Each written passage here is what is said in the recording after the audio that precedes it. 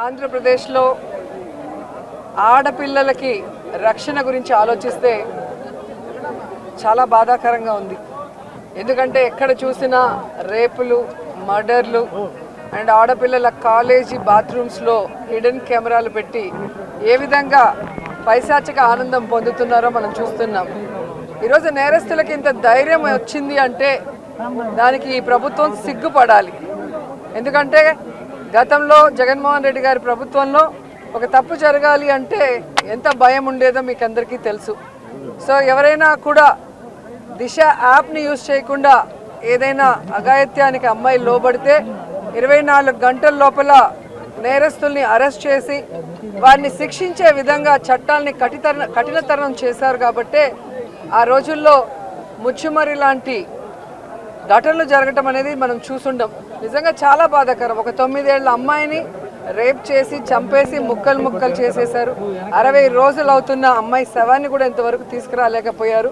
అసలు ఆ కుటుంబాన్ని పరామర్శించడానికి సీఎం గారు కానీ హోంమంత్రి గారు కానీ వెళ్ళలేదు అంటే కారణం ఏంటో నాకైతే అర్థం కాలేదు.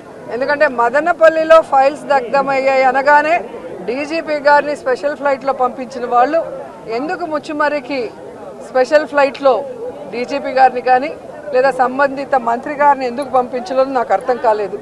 అలాగే నిన్న పేపర్లో చూశాను, గుడ్లవల్లేరు కాలేజీలో బాత్రూమ్స్లో హిడెన్ కెమెరాలు పెట్టారని పిల్లలు వచ్చి ఆడపిల్లలు చెప్తే అసలు అక్కడ ఏం జరగలేదని ఎస్పీ గారు చెప్పడం చాలా దురదృష్టకరం.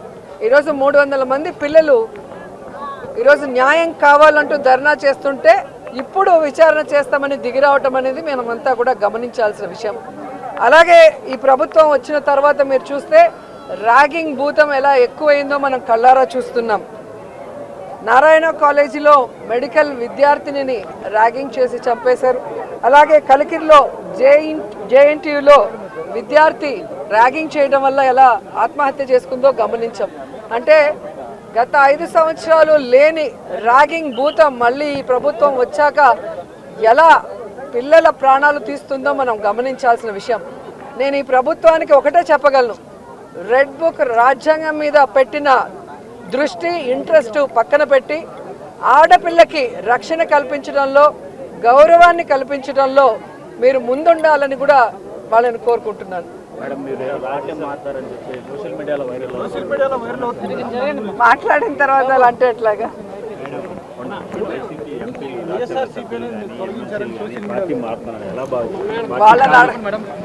వాళ్ళని అడగాలి సార్, వెళ్తున్న వాళ్ళని అడగాలి. ఇది ఈరోజు కాదు, గతంలో కూడా జగన్మోహన్ రెడ్డి గారి ప్రభుత్వం అపోజిషన్లో ఉన్నప్పుడు 2014 to 19 కూడా ఇలాగ చాలామంది మారారు. మారిన వాళ్ళు ఏమయ్యారో కూడా మనం కళ్ళారా చూసాం. సో ప్రజల చేత ఒక పార్టీ సిద్ధాంతాలు నచ్చి ఎన్నుకోబడిన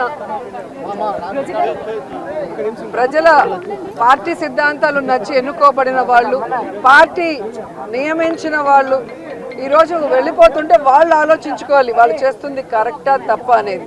సో దీనివల్ల జగనన్నకో వైఎస్ఆర్సీపీ పార్టీకో ఎటువంటి నష్టం ఉండదు.